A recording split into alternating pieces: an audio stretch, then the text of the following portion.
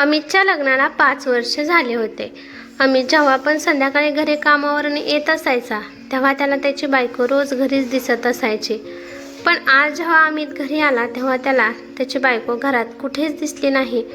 पण अचानक त्याला एक फोन आला. फोनवरचं बोलणं ऐकून त्याला धक्काच बसला. जेव्हा पण रोज अमित घरी येत होता तेव्हा घर बंदच असायचं आणि त्याची बायको आरती आनंदाने दरवाजा उघडत असायची आणि आल्या आल्या गरम गरम चहा करून त्याला देत असायची. पण आज त्याला चावी घेऊन घर उघडावे लागले. त्याने घरात पाहिलं तर त्याला आश्चर्य वाटले, कारण घर अस्तव्यस्त पडलं होतं. अमितला या घराची अवस्था अशी बघायची सवय नव्हती, कारण नेहमीच आरती घर स्वच्छ ठेवत असायची. अमितला भूक लागली त्यामुळे तो किचनमध्ये गेला तर तिथे काहीच खाण्यासाठी नव्हते. त्यामुळे तो चहा बनवू लागला. चहा बनवत असताना त्याने आरतीला फोन लावला तर तिचा फोन स्विच ऑफ येत होता.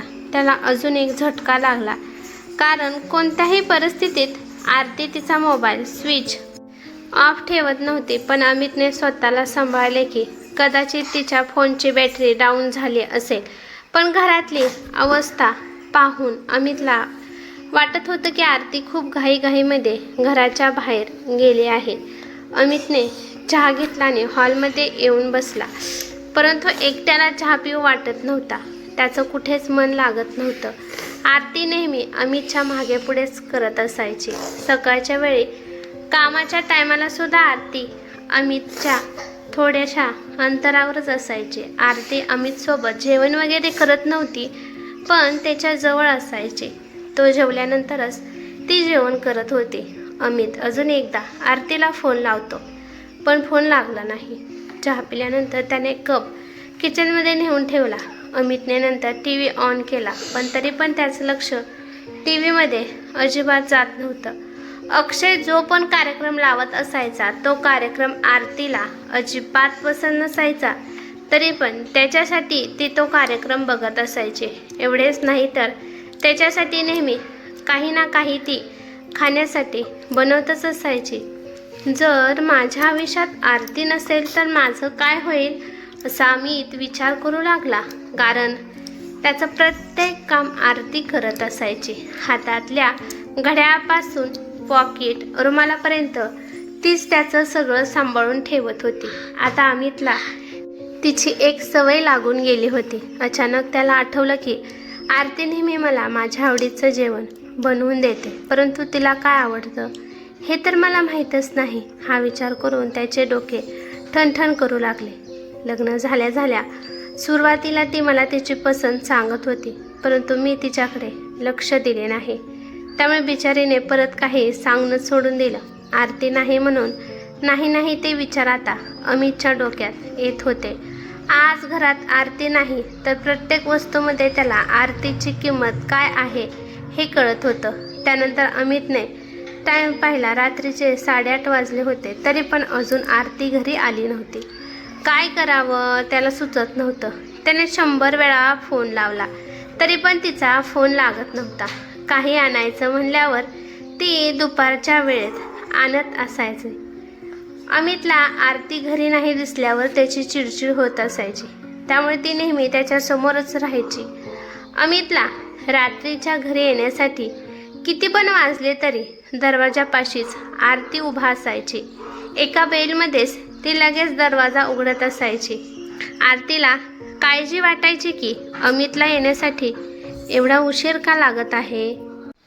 जेव्हा समोर अमित दिसायचा तेव्हा ती आनंदाने त्याच्या गळ्यात पडायची, परंतु अमित तिला लगेचच स्वतःपासून रागाने दूर करत असायचा. अमित तिला म्हणायचा की हे असं नाटक करत जाऊ नकोस, मला असली नोटंकी पसंत नाही. जर प्रेम आहे तर ते तोंडाने बोलायचं, डोळ्याने, पण असं गळ्यात भेटून प्रेम व्यक्त करायचं नाही.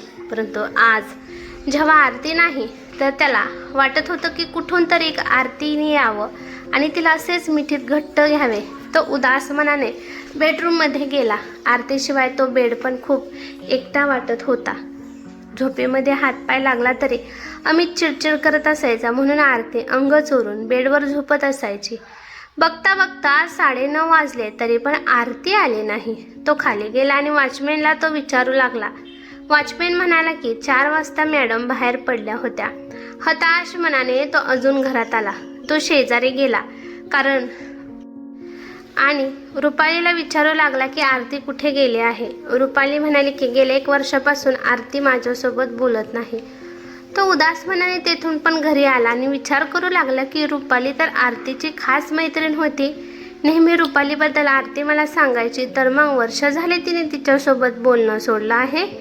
म्हणजे ही दिवसभर घरातच एकटी असते. अमितने हातामध्ये मोबाईल घेतला आणि त्याने एक नंबर काढला. तो नंबर आरतीच्या भावाचा होता. आरतीचा भाव त्याला अजिबात आवडत नव्हता, परंतु मजबुरीने त्याला फोन करावा असे त्याला वाटू लागले. पण त्याचा फोन लागला नाही. त्यानंतर तो घरात तिने कुठे चिठ्ठी वगैरे सोडली आहे का हे सगळं शोधू लागला, परंतु काहीच मिळाले नाही. पण त्याला एक गोष्ट कळाली की आरतीने किती छान घर ठेवलं आहे. प्रत्येक वस्तू जागच्या जागी स्वच्छ आहे.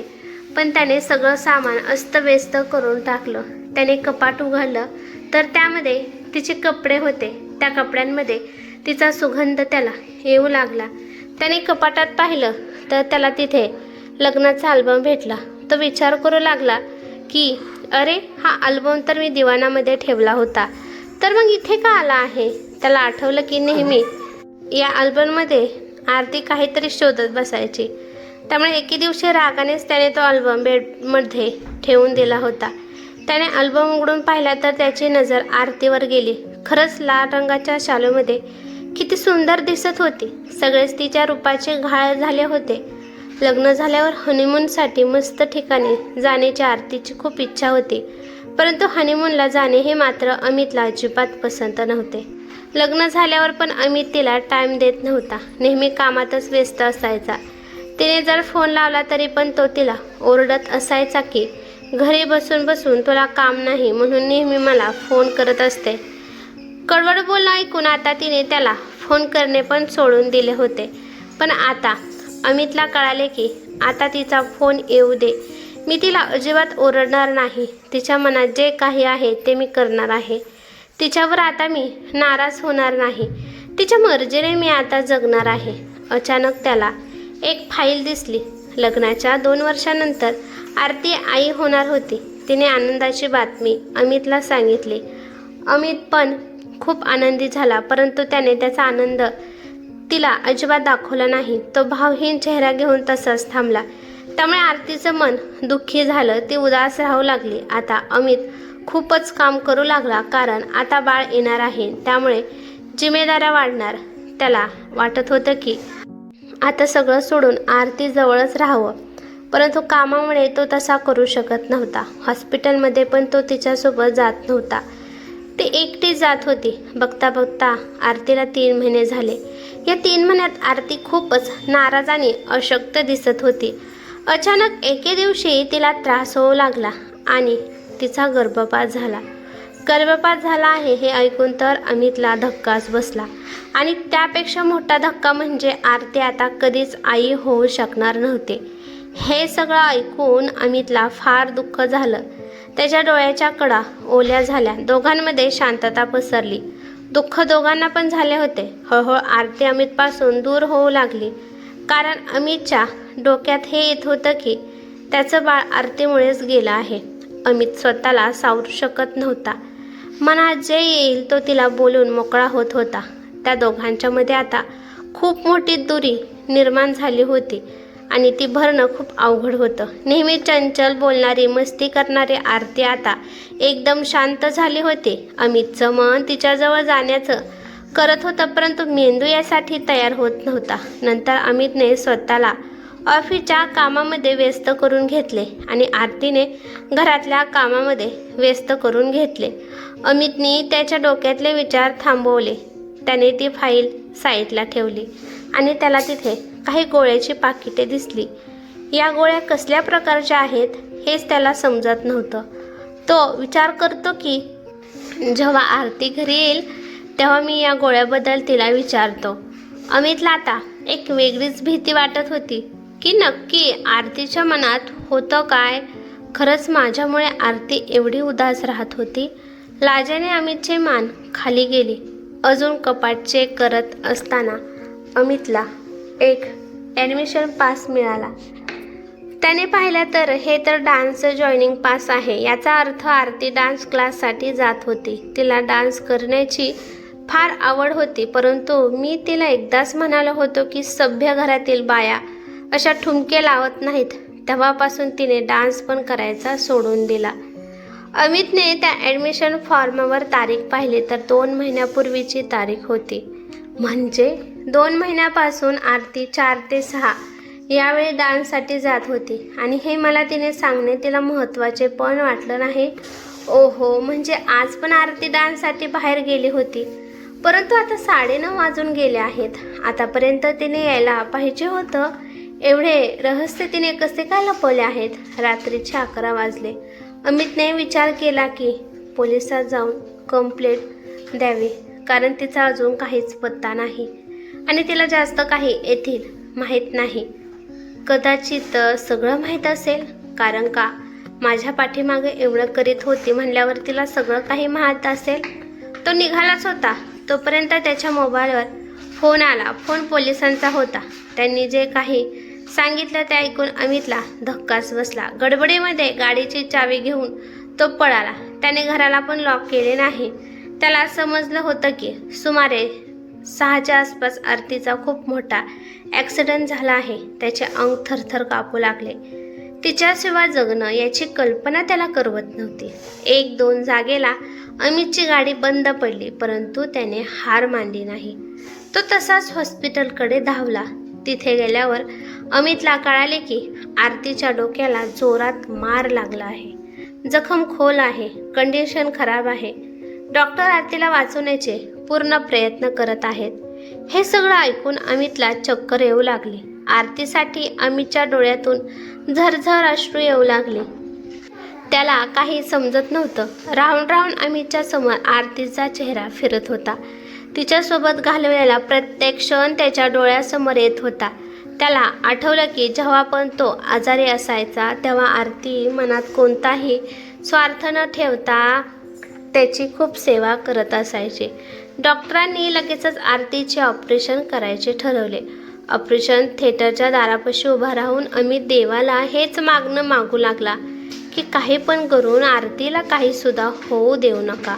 आणि मनात म्हणाला, आरती जाऊ नकोस. मला मान्य आहे मी तुला समजून घेतलं नाही. या काही तासाच्या अंतरामुळे मला तुझ्याबद्दलची काळजी करून सगळं काही समजलं आहे.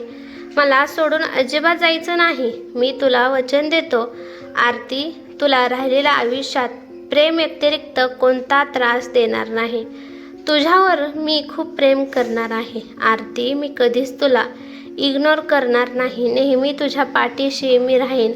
कोणत्याच गोष्टीसाठी रोकठोक करणार नाही. तुला डान्स आवडतो ना, तर तू रोज डान्स कर, क्लासेस लाव, पण मी तुला काहीही म्हणणार नाही. मी तुझी आवड जपायला तयार आहे. आता मी रोज तुझ्यासोबत चहा पिणार आहे, जेवणार आहे. आपण दोघे सोबत खूप गप्पा मारू. माझ्यासोबत तू मनसोक्त बोल. तू खूप बोलते म्हणून मी आता तुला अजिबात खवळणार नाही. तुला तो प्रत्येक आनंद देणार आहे जो आनंद मी तुला दिला नाही. मला माहीत आहे आरती की तू माझ्यासारखी स्वार्थी नाहीस. तू खूप चांगली आहेस. मला तू लगेच माफ करत असतेस. देवा, मी जे काही कर्म केले आहेत त्याचे एवढे मोठे वाईट फळ मला देऊ नकोस. दोषी मी आहे म्हणून सजा तिला देऊ नकोस. देवा, माझी हाक ऐक. एक सेकंद, एक वर्षासारखा अमितला वाटू लागला. त्याचे हृदय धडधड करत होते. मनात एक भीती निर्माण झाली होती. बघता बघता 4 तासाने डॉक्टर ऑपरेशन थिएटरच्या बाहेर आले. डॉक्टरांनी सांगितलं की आता पेशंट व्यवस्थित आहे. काळजी करायचं काही कारण नाही. हे ऐकून अमितच्या जीवात जीव आला.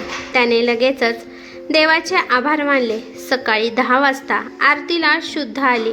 खिडकीतून अमित तिला आतमध्ये पाहत होता.